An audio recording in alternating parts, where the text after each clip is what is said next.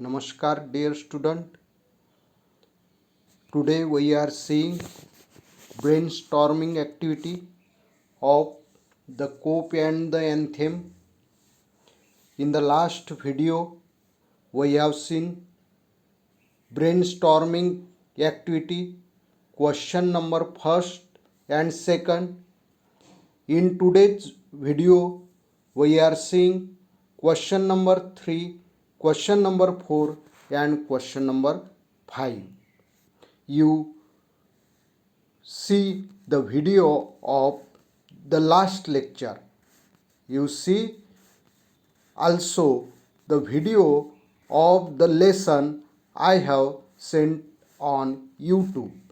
You see the channel Ramesh Newell. You put the name on YouTube. First you go to the YouTube, then you write their name Ramesh Newell, then you will see all my videos there. So student, first you must get video as early as possible, so you subscribe the channel. As I post the video you will get earlier it. Then share also video to your friend that they can also listen and they can also get benefit of the lecture. So dear student, see the video of the lesson also, the cope and the anthem. We have seen this lesson word to word, line to line. I have seen this and I have presented it. I hope that you like the video of mine. So dear student, I welcome again you in our online class, and we are going to start today question number 3. Question number 3 is given here. Here question number 3 is given, and question number 3 says, O. Henry is the writer of the story, the cope and the anthem. O. Henry has used different words to indicate prison where Sophie wants to reach. Make a list of those words. In this lesson, writer has used various words to indicate prison. Prison म्हणजे तुरुंग. तुरुंगासाठी वेगवेगळे शब्द रायटरने उपयोगात आणलेले आहे. You are told here to write all these words. Here are the words. Winter Island. Winter Island means also prison. Coveted Island means also prison. Limbo, another word. Unattainable Arcadia. Arcadia means paradise. This paradise means jail was for him a paradise. Unattainable म्हणजे जे प्राप्त करू शकत नव्हतं, सहजासहजी प्राप्त करू शकत नाही होतं असं प्लेस. अनअटेनेबल. आयलँड शब्द आलेला आहे त्याच्यानंतर. तर हे these 5 words came for the prison याच्यासाठी O Henry writer, American writer आहे, त्यांनी यूज केलेले आहे. See second activity of question number 3. Find out the words use for the degraded state of mind. Degraded म्हणजे त्याची वाईट परिस्थितीमध्ये आला होता. ही वॉज अटेम्प्टिंग, तो प्रयत्न करत होता. He was trying but failed in every attempt. प्रत्येक अटेम्प्टमध्येच तो फेल झालेला होता. He had tried. First he tried entire a luxurious cafe. Then he tried broke the glass of the window. Then he ate in a restaurant and he had paid nothing. He yelled on the road. In this way he tried many, but all attempts his became failed. सगळे attempts त्याचे failed ठरलेले होते. म्हणून आता त्याची degraded state म्हणजे एकदम bad कंडिशनमध्ये आलेला होता. The pit into which he had tumble म्हणजे आज त्याला ही हॅड नो जॉब, त्याला जॉब नव्हता आणि त्याचा अनएम्प्लॉईड होता तो आणि बॅड कंडिशन होती, तर ती बॅड कंडिशन इथे या पॅरेग्राफमध्ये डिस्क्राईब केलेली होती लास्टमध्ये. तर तिथे त्याची डिग्रेडेबल स्टेट म्हणजे वाईट परिस्थिती कशी होती त्याबद्दलचं इथे वर्णन केलेलं आहे. लास्ट पॅरेग्राफमध्ये लास्ट सीनमध्ये सांगितलेलं आहे का ही हॅड नो जॉब, त्याला जॉब नव्हता आणि जॉब नसल्यामुळे आणि तो एक क्रिमिनल बनलेला होता आणि क्रिमिनल बनलेला असल्यामुळे त्याची डिग्रेडेबल स्टेट इथे डिस्क्राईब सांगितले आहे. ते काही वर्ड्सने हेनरी यांनी डिस्क्राईब केलेले आहे. ते word I have written here. The pit into which he had tumble. Hole म्हणजे पीट म्हणजे होल, होलमध्ये जाऊन पडलेला होता. हे this phrase has come in the lesson. Unworthy desire, he had no strong desire. What today he has, desire कोणती होती, going into the jail. It is a unworthy desire. Dead hope, he had no hopes for living life करण्याकरता hope नव्हती. Rake faculty, he has no good friend, bad friends he had. Base motives means aim, he had no aim made of the existence, का ज्याच्यामुळे तो alive राहू शकेल, work करू शकेल, तर त्याच्यासाठी त्याचा बेस मोटिव्हचा. तर हे सगळे degradable state of Sophie explain करणारे काही वाक्य आहे. Another question is there. Question number 3, third activity is the specific meaning of the word anthem in the content of the story is. तर अँथेम या वर्डचे तुम्हाला मिनिंग सांगायला सांगितलं. Anthem means a religious instrumental song. हे आपल्याला सांगता येईल का anthem means religious instrumental song played by the organist in a church for the celebration of coming Sabbath. Religious, Sabbath means religious day. रिलिजियस डेला जे सॉन्ग प्रेझेंट करणार होता तो त्याची प्रिपरेशन करून राहिले होता ऑर्गॅनिस्ट, तर ते सॉन्ग म्हणजे anthem. Another thing we can say यान influential musical note. Influential note होती, त्या नोटचा प्रभाव झाला सोफीवर अँड सोफी चेंज झाला. यान influential musical note played by the organist to inspire an idle person. Idle जे म्हणजे सुस्त झालेले आहे अशा आयडल पर्सनसाठी to became a worthy person. तर आपण अगोदरच्या क्वेश्चनमध्ये पाहिलेलं आहे का ही हॅड नो मोटिव्ह, त्याला एक मोटिव्ह जाणून देण्यासाठी, एक इन्स्पायर करण्यासाठी त्याने वाजवलेली ती एक नोट होती, हे एक सॉन्ग होतं. Another question is there. Question number 4, it is about the grammar activity. Convert the following sentence into negative without changing their meaning. तर आपल्याला निगेटिव्हमध्ये करायचा आहे, निगेटिव्ह सेंटेन्स बनवायचा आहे. निगेटिव्ह सेंटेन्स बनवताना लक्षात ठेवायचं स्टुडंट की सुरुवातीला पाहायचं का त्या वर्डमध्ये एखादा वर्ड असा आहे की ज्याचं विरुद्धार्थी शब्द आपण ठेवू शकतो. तो विरुद्धार्थी शब्द ठेवायचा आणि टेन्स, जैसे टेन्स पाहायचं का कोणता टेन्स आहे, प्रेझेंट टेन्स आहे, पास्ट टेन्स आहे की हेल्पिंग वर्ब तिथे आहे, कोणता टेन्स आहे, आणि त्यानुसार तिथे नॉट लावण्याचा प्रयत्न करायचा का. जसं का इथे फर्स्ट सेंटेन्समध्ये पहा, the police refuse, this is a simple past tense. Refuse second form आहे व्हर्बचं आणि म्हणून इथे आपण सिम्पल पास्ट टेन्स आहे, नॉट लावायचा आहे या सेंटेन्समध्ये, तर आपल्याला डीडचा उपयोग करावा लागेल. म्हणजे टेन्स कोणता आहे सेंटेन्सचा ते सुद्धा पॉझिटिव्हचं निगेटिव्ह करते वेळेस we must pay it to we must pay attention. आपण त्या गोष्टीकडे लक्ष द्यायला पाहिजे. द पोलिसमॅन रिफ्यूज अपोजिट काय होते, रिफ्यूज. हां, here in the textbook the policeman refuse to accept Sophie even as it live. आज थोडंसं खाली वर झालेलं आहे. क्वेश्चनमध्ये मी ॲन्सर लिहिलेला आहे आणि क्वेश्चन ॲन्सरमध्ये आलेला आहे. Pay attention to it and see page number 34 also.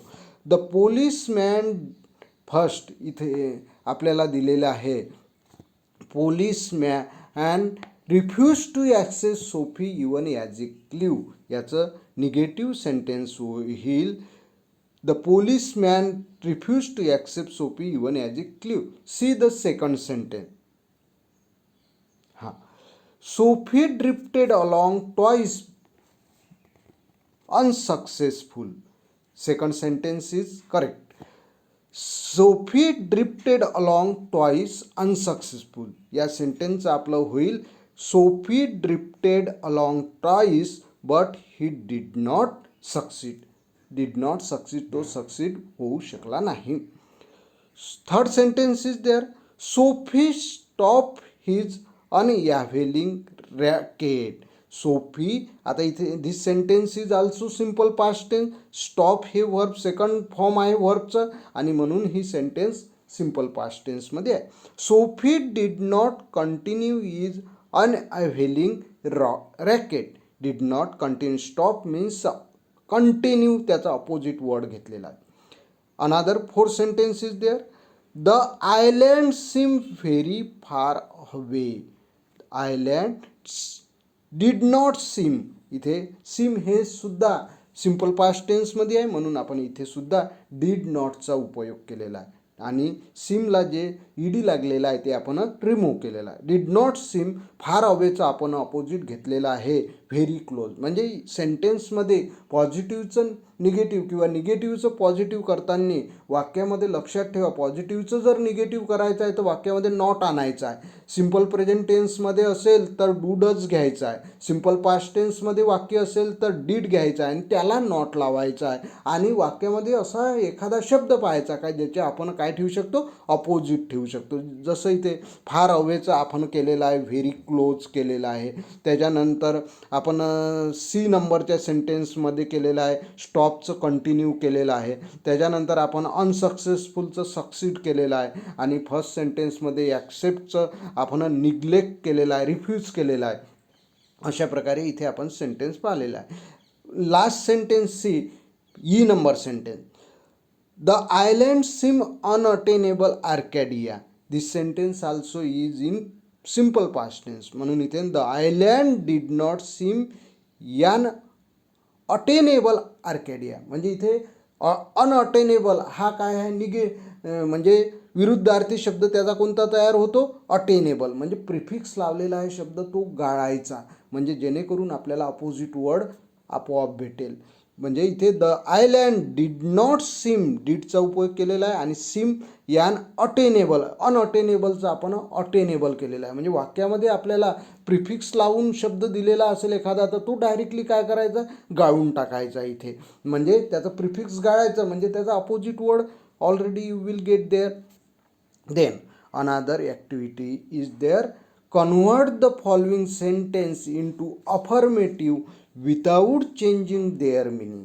म्हणजे आता तुम्हाला निगेटिव्ह दिलेल्या आहे, अगोदरच्या एक्झरसाइजमध्ये तुम्हाला कोणत्या दिलेल्या होत्या, पॉझिटिव्ह दिलेल्या होत्या आणि त्या निगेटिव्ह करायच्या होत्या. आणि आता तुम्हाला दिलेले आहे पॉझिटिव्ह निगेटिव्ह दिलेले आहे and you are told here to do positive. Positive करायला सांगितलं आहे म्हणजे वाक्यामध्ये नॉट, नो असेल तर ते आपल्याला गाळायचं आहे आणि वाक्यामधला एखादा शब्द जसे ते मिनिंग ठेवायचं आहे म्हणून आपल्याला तिथे त्या शब्दाचा अपोजिट वर्ड ठेवायचा आहे. See first sentence. Men who smash window do not remain to chat with the police. इथे डू नॉट आहे आलेला आहे ते आपल्याला गाळायचं आहे. म्हणजे हा सिम्पल प्रेझेंट टेन्स आहे. मेन हू स्मॅश विंडो आणि रिमेन, रिमेन म्हणजे कंटिन्यू होते तर रिमेनच्या अपोजिट वर्ड आपण घेऊ avoid. Men who smash window avoid to chat with the police. आणि त्याच्याखाली अंडरलाईन केलं तरी तुम्ही चालेल का जेणेकरून examiner get attention. Why don't you call a cop. This is a question. आणि या वाक्या this sentence is also simple present टेन्समध्ये आहे, डोंटचा यूज केलेला आहे तर ते डोंट आपल्याला गाळायचा आहे. तर क्वेश्चन असल्यामुळे हेल्पिंग वर्ब इथे जसे ते ठेवायचं आहे म्हणून डू आपल्याला ठेवावं लागेल. डोंट आपण पूर्ण गाळणार नाही, डू गाळणार नाही कारण क्वेश्चनमध्ये आपल्याला डू ठेवणे आवश्यक असते. व्हाय नंतर आपण काय घेऊ, डू घेऊ. का जर सिम्पल सेंटेन्स असते म्हणजे असर्टिव्ह सेंटेन्स असते तर डूसुद्धा गाळलं असतं, परंतु इथे क्वेश्चन आहे आणि शेवटी क्वेश्चन मार्क माझ्या ॲन्सरमध्ये पाहिजे.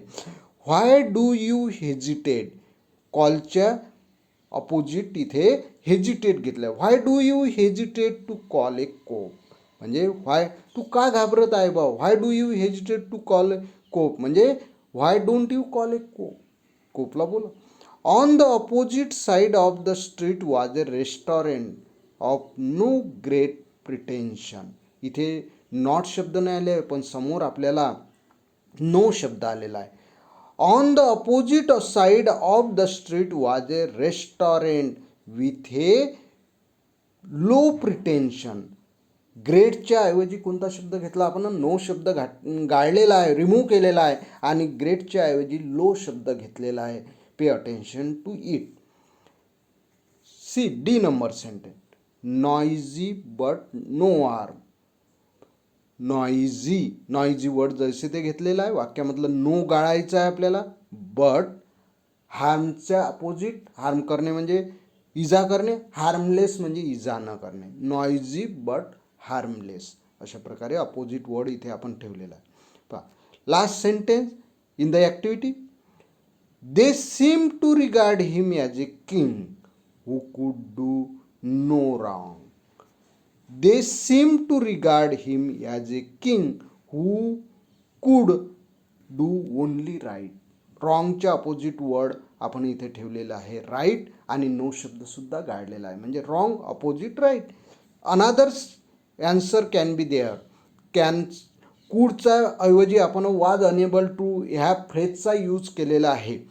कूडच्या अगेन्स्टमध्ये आपल्याला ही फ्रेज यूज करता येते. They seem to regard him as a king who was unable to do any wrong. म्हणजे could not, couldच्या ऐवजी आपण unable toचा उपयोग केलेला आहे, आणि या वाक्याचं आपण काय केलेलं आहे, पॉझिटिव्ह सेंटेन्स, निगेटिव्ह सेंटेन्सचं पॉझिटिव्ह सेंटेन्स केलेला. Then see another activity, question number 5 is there. It is for the 4 marks. अशा प्रकारचे क्वेश्चन आपल्याला 5 मार्क्ससाठी येतात. Forgiveness is often better than punishment. Write 2 paragraph, 1 for and another against this notion. Forgiveness is often better than punishment. This sentence is given. Sketchy sentence is given. या सेंटेन्समधून आपल्याला सांगायचं आहे फॉरगिवनेस म्हणजे anyone do a wrong deed with us. आपल्यासोबत कोणी wrong did करते त्याला काय करणे, माफ करणे. फॉरगिवनेस म्हणजे माफी देणे. इज बेटर दॅन पनिशमेंट, शिक्षा देण्यापेक्षा फॉरगिवनेस करणे इट इज बेटर. तर त्याकरिता बेटरच्या साठी, फॉरसाठी आपल्याला 1 paragraph you are told to write. And against म्हणजे ही चांगली गोष्ट नाही बा, फॉरगिवनेस करणे चांगली गोष्ट नाही, हे सांगण्यासाठी आपल्याला 1 पॅरेग्राफ लिहायचा. Here you are told to write the 2 paragraph, 1 for and another paragraph for against the notion, against the idea. Forgiveness is often better than punishment. One of the inevitable things in life is that someone will do or say something to upset or hurt us. I have written here, one of the inevitable things, अपरिहार्य necessary things आहे in life is that someone will do or say something to upset. काहीतरी म्हणतो आपल्याला आणि त्याच्यामुळे आपण upset होतो, आणि काहीतरी हर्ट करतो, आपल्याला इजा पोहोचवतो, त्याच्यामुळे आपण हर्ट होतो त्याच्या वागण्यामुळे किंवा ॲक्शनमुळे. तर while forgiving is a good way to overcome such hurt. त्या हर्टमधून बाहेर निघायचं असेल, आपल्याला दुखापत झालेली असते किंवा आपल्याला हर्ट झालेलं असते, आपल्या मनाला दुखावलेलं असते, त्याच्यामधून बाहेर निघायचं असेल तर त्या व्यक्तीला काय करणे, फॉरगिव्ह करणे. We also don't want people to get away. आणि असे लोक ज्यांनी आपल्याला काय केलेलं आहे, इजा पोचवलेला आहे, त्या व्यक्तीपासून आपण सुटकाराही पाहू शकत नाही, कारण he is important to us. तो व्यक्ती आपल्याला महत्त्वाचा सुद्धा असू शकतो. He is near to us. तो आपला मुलगा असू शकतो, ती आपली बहीण असू शकते, भाऊ असू शकते. मग we also don't want people to get away. त्यांच्यापासून आपण दूरही जाऊ शकत नाही.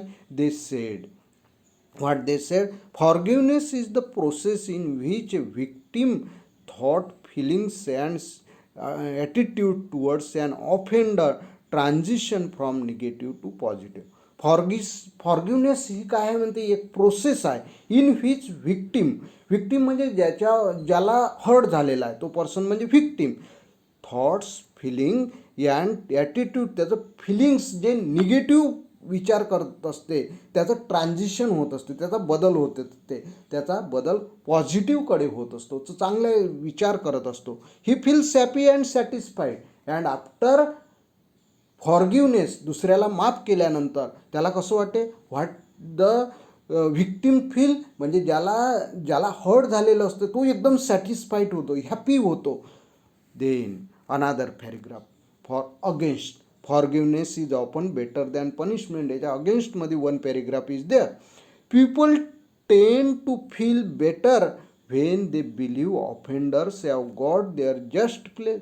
आणि लोकांना माहीत होते जेव्हा एखादा व्यक्ती वाईट काम करतो तर त्याला पनिशमेंट भेटते, when he get a punishment, तर त्यावेळेला लोकांनाही बरं वाटते का he get a just punishment, त्याला त्याचं कृत्याचं फळ मिळालं. Feel better when they believe offender म्हणजे गुन्हा करणारा, have got their just play. If offender get always forgiveness, जर समजून घ्या फॉरगिवनेस भेटत राहिली म्हणजे माफी भेटत राहिली ऑफेंडरला, he do again and again the types of mistake, अशा प्रकारच्या तो मिस्टेक करत राहतो आणि मग दुसऱ्याला हर्ट करत राहतो. He hurt many people, so offender must get punishment. म्हणून आपण असं म्हणू शकतो की offender must get punishment for recover from the situation, तो सुधारण्यासाठी त्याला पनिशमेंट मिळायला पाहिजे. For understanding he has done wrong, त्याने रॉंग केलेला आहे आणि त्याने असे कृत्य वारंवार करू नये. पनिशमेंट भेटल्यानंतर ही रिमेंबर,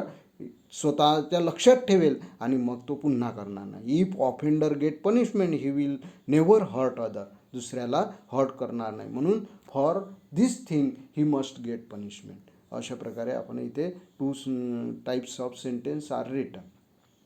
अनादर activity is given, this is also for 4 marks. ही ॲक्टिव्हिटीसुद्धा 4 मार्क्ससाठी आपल्या क्वेश्चन पेपरमध्ये येईल.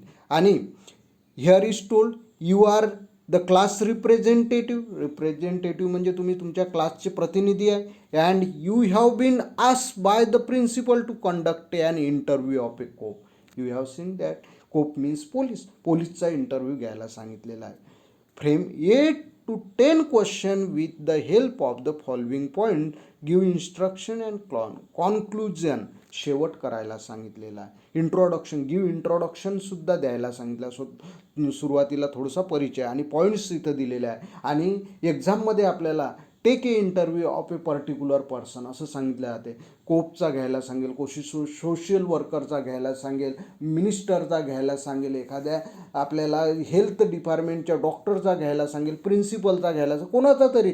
8 to 10 क्वेश्चन फक्त आपल्याला लिहायचं आहे. Just I have written here. तर पॉईंट्स आपल्याला सांगितलेले आहे इथं. I read here the points. Reason for joining the department म्हणजे तो कोप का बनला, पोलीस का बनला, त्याचं रिझन आपल्याला. Joining the department, special training, कोणतं ट्रेनिंग घेतलं काय त्याने.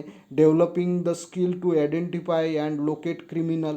डीलिंग विथ क्रिमिनल म्हणजे डेव्हलपिंग द स्किल डेव्हलप कसं झालं त्याचं. आयडेंटिंग, लोकेट द क्रिमिनलला फाइंड आउट करण्याचं. लोकेट म्हणजे फाइंड आउट करणे. डीलिंग विथ क्रिमिनलसोबत कसा डील करतो. Achievement at award, what award he got. He is a famous स्कोपची तुम्ही पोलीसची इंटरव्ह्यू घेताय. तर ह्या इथे फक्त आपल्याला इंट्रोडक्शन व्यवस्थित करायचं आहे. इंट्रोडक्शन करायला सांगितलं आणि कॉन्क्लुजन बी करायला सांगितलं, एंड करायचं सांगितलं आहे.